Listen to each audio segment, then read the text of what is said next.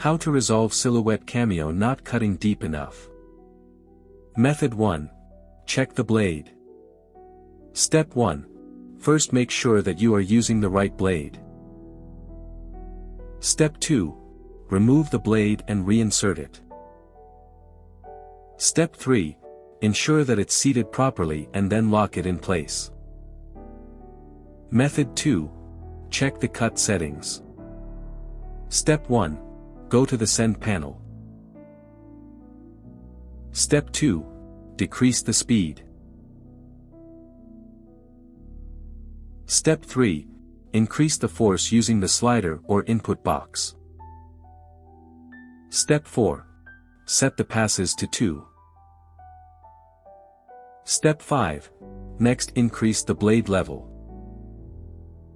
Step 6. Cut and see if the issue is resolved.